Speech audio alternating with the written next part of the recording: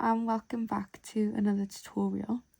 So in this video I'm going to be teaching you my techniques for getting the most perfectly proportioned outlines every time.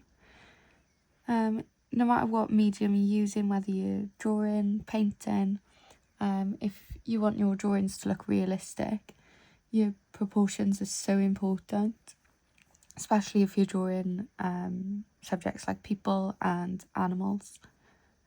So I'm 4 years into drawing now and I still use this method, and I think I always will. It's just really good for beginners as well. So I'm going to be teaching you how I use the grid method to draw all of my outlines. So to start, you need to be able to have a grid on top of the reference photo that you're using. So if you've got a printout, you can measure the paper and divide it by the number of squares that you want your grid to have. So the bigger the squares are, it's sort of harder to get it exactly right. And then with smaller squares, it's likely to be more accurate. So I have my reference photos saved to my iPad. You can do this on your phone as well. So I use an app called Art Tools. But before I filmed this video, I sort of wanted to get everything ready to show you, and I actually can't find it on the App Store. So I downloaded it, as I say, like 4 years ago. So I think they must have got rid of it. So I tried to find a alternative app, and I found this one, and I actually think I prefer it. So I'll probably use this one now. It's called, this grid, like a hashtag, so like grid number or something. But it's this one anyway. It's the little green app with the G in it. It's completely free, so you can just download that on the App Store. I do a lot of pet portrait commissions, and I always edit this sort of mock-up of the reference photo onto a white background, and I crop the background to size in Canva. So I edit the photo in PixArt and then I put it into the right dimensions using Canva. So this one is on A4. On the other app that I used for the grid, you could sort of resize and move it in app, but you can't do that with this one. So I think you will have to crop it down to the right size beforehand, just to make sure that that's right for you. So if you just press the camera in, you can't see it, press the camera in the corner and then it'll take you to your camera roll then, and you can just select your photo and it'll come up. And then to edit the grid then, let me move here. So to edit the grid, just press this button in the corner and you got all these different settings here. So I've set mine to square because it's just easier if you've got a square grid. You can change the grid colour, so I have mine as red, just because I find it stands out more if you have like black. Sometimes it sort of disappears into the photo, but obviously it depends what you're drawing and the colours and everything. Use whatever colour you want. You can also change the transparency as well. So I've got this to set the number of rows. So for my A4 drawings, I have 20 rows going down.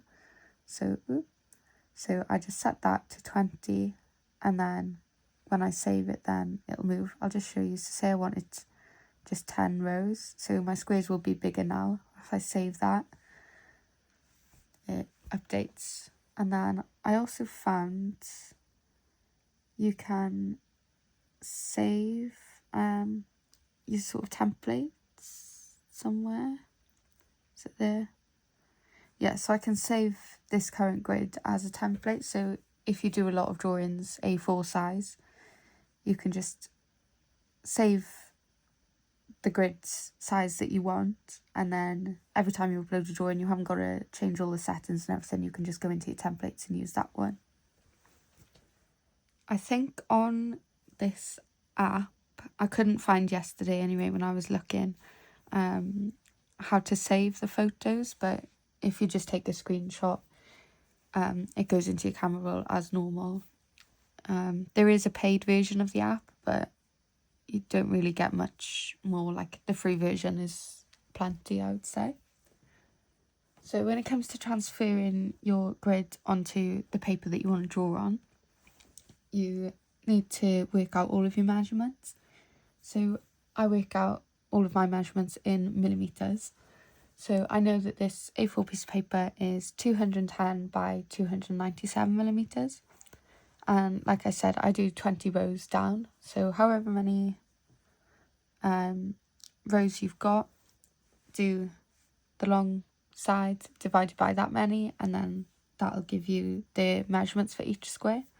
So I'll do like 297 divided by 20. That's 14.85. So I know that every square will be 14.85 millimetres squared. What I do then is do 14.85 plus 14.85 equals, and then I just use my ruler to mark in each measurement as it goes up. And then if you just keep pressing equals, it'll add on 14.85 every time, so you know where to go. So it just saves you moving your ruler along like 14 millimetres each time, if you get me. And I just write these measurements down then for my sort of standard sizes. Saves me having to work it out every time.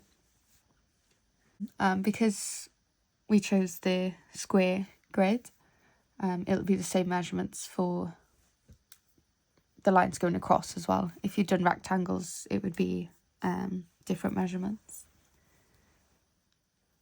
It's really important when drawing out your grid that the lines are straight. If they end up sort of diagonal, then your outline will end up not looking right. What I used to do, or for my bigger drawings, I will go down the side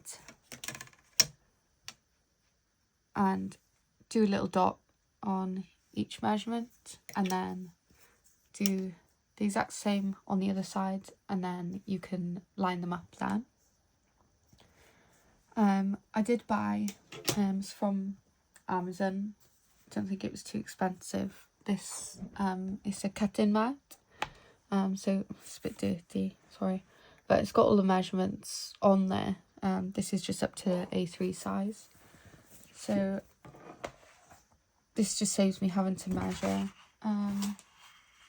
you know, like both sides. It saves me a little bit of time, not loads, but it's quite time consuming doing the grid method, but it means you get accurate outlines every time, and it's a lot quicker than like freehanding. You can't really see, but put my paper like that.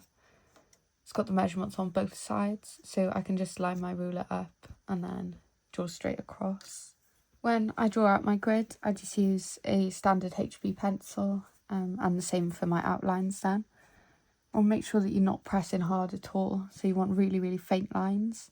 So it just means that they'll rub out a lot easier. If you press really hard with your pencil, it's going to be a nightmare to try and rub out later on. And you might end up seeing like the lines in your final drawing, and personally I don't want that. I don't know about you, but do them light and then you can rub them out. So I think the grid method is really good as well, and this is why I say especially it's really good for beginners when you're just sort of starting to learn how to draw. It just makes the whole thing less overwhelming, so you can just like zoom into each square. Like if I wanted to draw this bit here, all I've got to focus on is just that one line. So literally you're just drawing a square at a time. You're just focusing on the shapes, the lines, you know, rather than drawing a nose and eyes and getting the right head shape. It's a lot less overwhelming. You can also count the squares as well to make sure that you're getting them in the right place on your final drawing.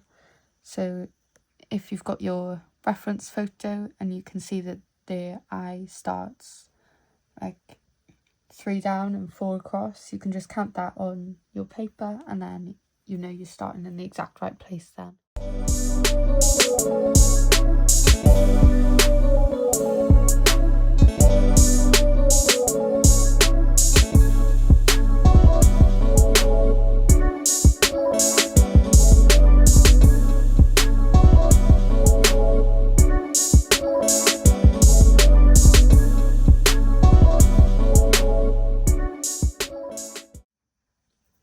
I hope this video has been helpful to you. I've had a few comments asking for me to just go over it.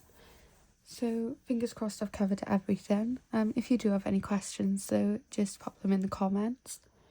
Give this video a like if you enjoyed it, found it helpful, and subscribe to see more tutorials. Thank you.